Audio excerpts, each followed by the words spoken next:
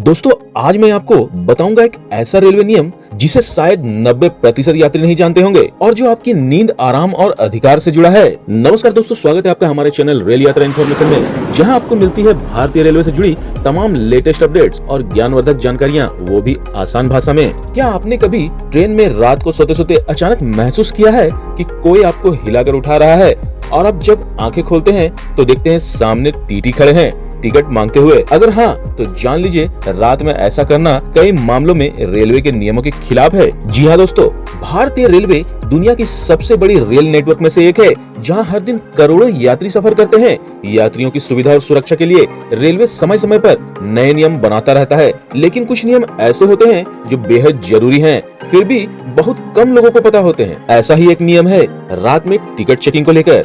Railway के नियमों के मुताबिक रात 10 बजे के बाद टीटीई सामान्य परिस्थितियों में टिकट चेक नहीं कर सकता। ये नियम स्लीपर और एसी कोचेज दोनों पर लागू होता है। इसका मकसद है आपकी नींद और आराम में खलल न पड़े, ताकि लंबा सफर भी सुकून भरा हो। लेकिन ध्यान रहे, अगर आप सफर के बीच किसी स्टेशन से ट्रेन में चढ़ते हैं तो टीटी को आपका टिकट चेक करने का अधिकार है, पर अगर आप पहले से बैठे हैं और आपके पास वैध टिकट है तो आपको बार बार जगाना नियम के खिलाफ है। अगर कोई टीटी रात 10 बजे के बाद आपको अनावश्यक रूप से परेशान करता है तो तुरंत रेलवे हेल्पलाइन 139 पर कॉल करें और आप शिकायत दर्ज कराएं। इसे आसान भाषा में ऐसे समझते हैं, अगर आपने यात्रा के दौरान रात 10 बजे के बाद किसी बीच के स्टेशन से ट्रेन में चढ़ा है तो टीटीई आपसे टिकट चेक कर सकता है, यानी आपकी यात्रा रात 10 बजे के बाद शुरू हुई हो। लेकिन अगर आपने 10 बजे से पहले ही ट्रेन में बोर्डिंग किया हो और आपका टिकट कंफर्म्ड हो और टीटीई आपका टिकट चेक कर चुका हो, तो ऐसी परिस्थिति में टीटीई आपको 10 बजे के बाद दोबारा परेशान नहीं कर सकता। और अगर फिर भी कोई टीटी रात 10 बजे के बाद आपको अनावश्यक रूप से परेशान करता है तो तुरंत रेलवे हेल्पलाइन 139 पर कॉल कर सकते हैं और शिकायत दर्ज कर सकते हैं। रेलवे ऐसे मामलों पर सख्त कार्रवाई करता है। रात के सफर में सिर्फ टिकट चेकिंग पर ही नहीं, बल्कि और भी कई नियम लागू होते हैं, जैसे जोर जोर से बात करना मना होता है ताकि दूसरों की नींद पर खलल न पड़े। बिना हेडफोन मोबाइल पर म्यूजिक वीडियो चलाना बैन है। जी हाँ दोस्तों, अक्सर देखा जाता है कि बहुत से यात्री रात 10 बजे के बाद भी अपने मोबाइल पर म्यूजिक वीडियो जोर जोर से चलाते हैं, जिससे सह यात्रियों को दिक्कतें होती हैं। अगर आप ऐसा करते हैं तो आप पर जुर्माना या कार्रवाई हो सकती है। रात 10 बजे के बाद कोच की मुख्य लाइटें बंद कर दी जाती है, सिर्फ डिम लाइट जलती है। चार्जिंग पॉइंट 11 बजे से सुबह 5 बजे तक बंद किए जा सकते हैं ताकि शॉर्ट सर्किट या आग से बचाव हो सके। क्लीनिंग स्टाफ की आवाजाही भी सीमित कर दी जाती है ताकि कोच में शांति बनी रहे। रेलवे का उद्देश्य साफ है, रात का सफर भी उतना ही आरामदायक और सुरक्षित हो जितना दिन का। इसलिए ये नियम न सिर्फ आपकी सुविधा बल्कि आपके अधिकार का हिस्सा है।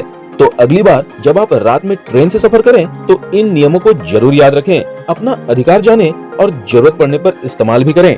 तो चलिए वीडियो में आगे जानते हैं उन अधिकारों के बारे में जो भारतीय रेलवे में यात्री के रूप में आपको प्राप्त होते हैं। भारतीय रेलवे दुनिया के सबसे बड़े रेल नेटवर्कों में से एक है। यह सुनिश्चित करता है कि यात्रियों को अपनी यात्रा के अनुभव को बेहतर बनाने के लिए विशिष्ट अधिकार प्राप्त हो। हम सभी रेलवे से सफर करते हैं, लेकिन हम में से ज्यादातर लोग रेल यात्री होने के नाते अपने अधिकारों से अनजान हैं। इन अधिकारों को समझने से हमारी यात्रा सुगम हो सकती है और यह सुनिश्चित हो सकता है कि वे सेवाएं हमें मिल सके जिनके हम हकदार हैं। चाहे ट्रेन के लेट होने पर मुआवजा हो, साफ पीने के पानी की उपलब्धता हो या सुरक्षा का अधिकार हो, भारतीय रेलवे में यात्रियों के हितों की रक्षा के लिए कई प्रावधान हैं।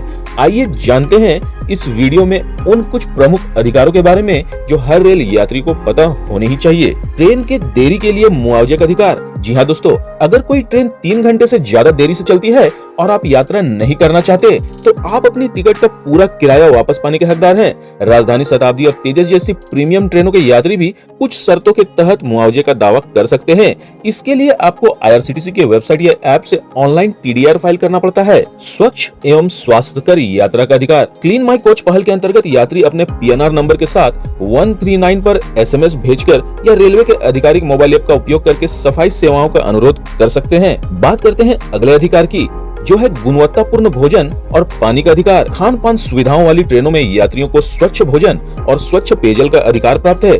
अगर परोसा गया भोजन घटिया है तो आप रेल मदद ऐप 139 हेल्पलाइन या x@irctc ऑफिशियल के जरिए शिकायत दर्ज करा सकते हैं। अब बात करते हैं आपातकालीन चिकित्सा सहायता का अधिकार। भारतीय रेलवे ट्रेन में चिकित्सा सहायता प्रदान करता है।